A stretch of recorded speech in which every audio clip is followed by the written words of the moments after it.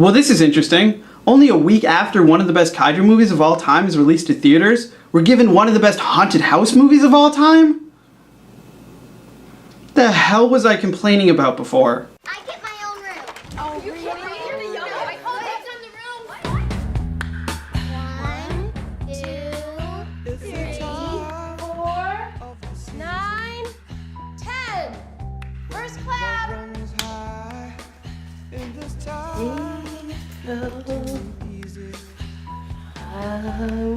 Let me try with pleasured hands.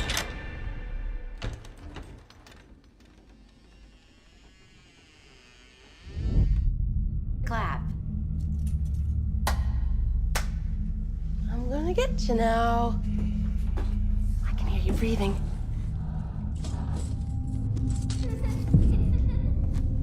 You took your blindfold off. I win. I was in Christine and Nancy's room. Now, if you've seen a lot of 70s haunted house films, the premise to The Conjuring seems very familiar.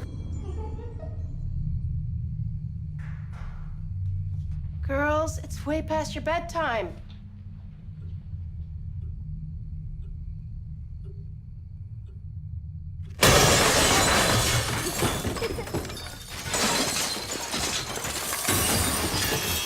The film starts with the parent family of 7 moving into a rural Rhode Island townhouse. Who is that?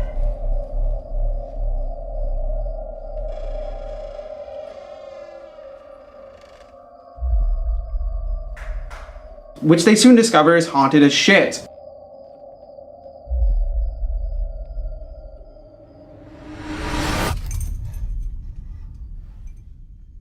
And they call upon world-renowned paranormal investigators Ed and Lorraine Warren. Who's ever down there? I'm gonna lock you in now. And the situation escalates from there. Andrea! Help!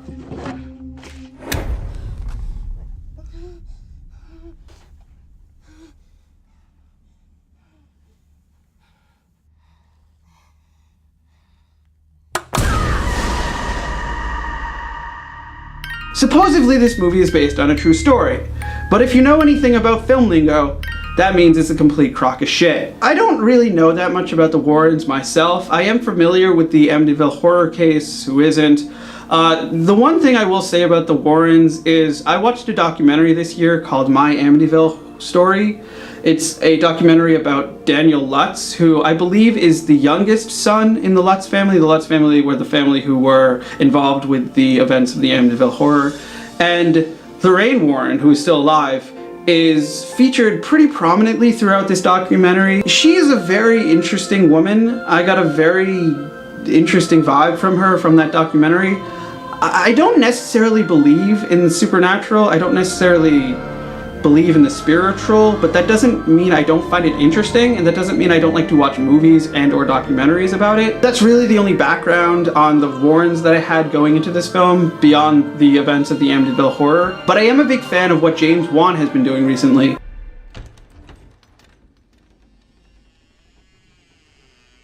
I'm finding this recent trajectory of what James Wan's career has become to be very, very interesting, maybe even to the point of fascinating. Yes, he did start with the first Saw film, and I guess if we're going to lay the blame on anyone for the recent, or what was the recent trend of torture porn, it would be him, but that doesn't mean the films that he's making now aren't incredible. Insidious is a really good movie. He wrote that with his best friend and writing partner, who also wrote Saw, Lee Winnell. He's one of those screenwriters who actually gets setup and payoff, which is something you don't really see a lot in films nowadays. Things just seem to happen randomly in a lot of films nowadays. No one really gets that you're supposed to properly set things up for you to pay them off later. Lee Winnell does. He got a proper education. What the hell is going on, Hollywood?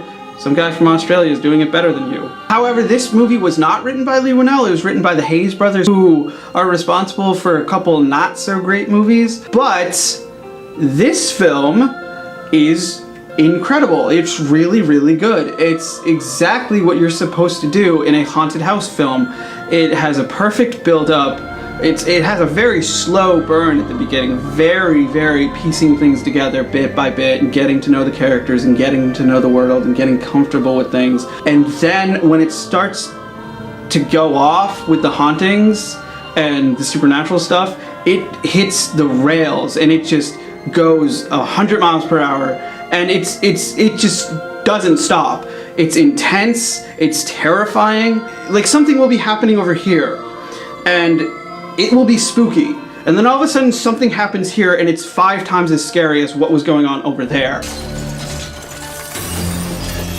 Stop doing that. You kind of want it to stop doing that because it keeps kind of putting you through the ringer. And it's because of James Wan's ability as a director, ability to, like, the camera work, the pacing, the production value, the lighting, everything in this movie is so top-notch and so well utilized. This is what I like to see in high-budget filmmaking. You have a real set that looks like real, looks lived in. It's like what I said about Pacific Rim. You create a real world with high production value and you utilize that. You use it to your advantage, and this film does that. And the cinematography, whoever the cinematographer was on this movie, god damn, that guy and Wan can create some very great imagery together and some very elegant, actually, camera movements. I will use the word elegant to describe how he does the things in this movie, just the way it pans, the way we slowly establish things, the composition of images. I'll give you an example. When the Perrin family shows up to this house in Rhode Island, it's all filmed from within the house and projecting outside through the windows. You see the family pulling up through the windows, and it just tracks it very simply like this and very slowly, and it's all just through the windows, and it gives you that impression that there's something inside this house that's watching them come, watching them show up, and watching them enter. And that, like, put me off from the beginning. 'Cause, like, imagery like that, filmmaking like that, directing like that is how you do it. That's how you do a scary movie, is you utilize every image, every instance to your advantage to scare your audience, to shock your audience, to make them, unnerve them, to make them feel disturbed. That is the greatest thing about this movie, is there's only a couple jump scares. And the thing is, they come in late enough in the film where you're already creeped out, where they've earned it.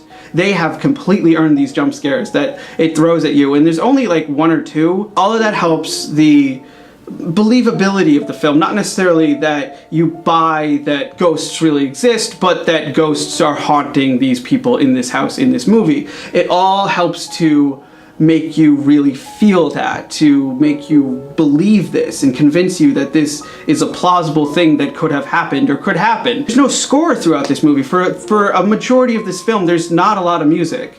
And you get those silent images of like the dark hallway, and you're just like, well, what's down there? There's a scene in this movie where a character is walking down a hall, he turns his head, and there's a nurse in the room next to him with her wrist slit, and she's just standing there. Another thing that really helps the believability is the acting. This movie stars Patrick Wilson, Vera Farmiga, Lily Taylor, Ron Livingston, and his hair. I mean, look at that thing. Look at it! They put in a great performance. All of them are completely believable. You can tell that they were having fun with this when they were making it, and they really believed in this project and believed in this story. And it's a story that's not only like a haunted house movie, but it's also a lot about family. It's also a lot about staying together, because this movie kind of divides its time between the stuff that's happening in Rhode Island to the Perrons and stuff that's happening back at the Warrens' homestead with the Warrens' daughter and their grandmother, and a bunch of creepy haunted shit that's happening there. And I got this real sense throughout the movie that it's trying to tell me something about family and about, you know, like why people come together and why people are meant for each other and why people are put on this earth to find each other, to work towards something. And it's a little corny, that's a little cheesy, but I think in this movie it worked. It maybe could have been worked in a little bit better, maybe could have been explored a little bit deeper. There's kind of this thematic line that Ed and Lorraine Warren were brought together by God to help this family exorcise this house of the evil that is within. And it worked for the most part in the film, but I don't know if it necessarily needed to be there. I don't know if it necessarily really should have been there. There's a lot of the typical James Wan trademarks that you'll find in this film, i.e. creepy dolls and dark shadows. We get it, James Wan. You're creeped out by dolls, or something happened to you when you were a child that had to do with a doll. And I also felt like this movie, it does a lot of stuff that Dark Skies did, but way better. I.e. like the fucking...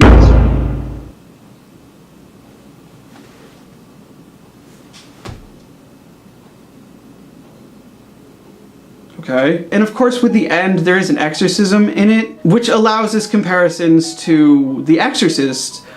Yeah, this is up there. It's not nearly as scary as The Exorcist, but this is up there. This kind of earned the references to The Exorcist. Because the thing is, when you start referencing The Exorcist, you kind of start stepping on hollowed ground, and you need to tread lightly. And I think that this film definitely earned it. But of course, there is the big reference, which is the Amityville Horror. There are a ton of Amityville references throughout this film. I didn't have a problem with any of them. The house looked very similar to the Amityville house. Didn't have a problem with that. One thing I will say to that is I feel like this movie might lose a little bit of its identity because of that. Because The Conjuring is not a very good title. There's no Conjuring in this movie. That's kind of a bit of a nitpick, but I've never liked the title to this movie. I've never thought it's been a good title. I know people are out there bitching about the simplicity of the title to Pacific Rim, but at least Pacific Rim told me where the movie was taking place. This is not even accurate on that level. So, the title sucks. Okay, seriously, what the f- Now, if we're gonna talk about the references to the Amityville Horror, there is one thing I want to speak to, and that's the fact that I get the slow burn, I get the slow pace, but at the same time, when you watch a movie like the Amityville Horror literally starts off with a bang. The Amityville Horror starts with Ronnie DeFeo murdering his entire family. And then 5 minutes after that, there's the scene where the priest comes into the house, and all of, like, the hundreds of flies attack him, and you hear that voice that says, thanks. But this film, it takes about 30 minutes for anything really overtly supernatural to start happening. And even then, it's still a slow burn. It still takes its time. Things don't really go completely batshit until the last third of the movie, which is appropriate, but the thing is, in the audience, I felt like a lot of people weren't with the movie. I feel like the slow pace kind of lost people in the audience. I don't necessarily like to talk about my theater experience, but at the same time, why is it that when people go to a theater, they think they're in their living room and can say and do whatever the fuck they want? I mean, come on, the usher and managerial staff at AMC 10 in Braintree, Massachusetts. Do your fucking job. Also, someone clean the fucking bathroom. So that's the one thing that I would kind of complain about, is that the film, the burn at the beginning is a little bit too, slow. It's a little bit too smoldering. I wish it had gone just a little bit quicker with the pace at the beginning, but I'm happy it didn't, because you don't have that beginning that it's described to pacify the audience, that initial kill, that initial scare, and you don't have that in this movie. I think things get way spookier than they would have been if you had that pacification at the beginning of the movie. And if there was any piece of advice I would give James Wan, it would be, hey, it's okay to start off with a bang. Now, one of the most interesting facts about this movie that I looked up after I saw it last night was it's rated R. And I kept wondering throughout the film, like, why is this rated R? Because there's not a lot of language, there's very little blood or gore, and I was reading a couple reviews, reading a couple articles, and I found out it was rated R based on how scary it is. And that's fucking impressive. It really is, especially in this jaded world that we live in nowadays. That's really impressive, guys. So kudos. Okay, god damn it, I'm gonna go find out what the fuck that is.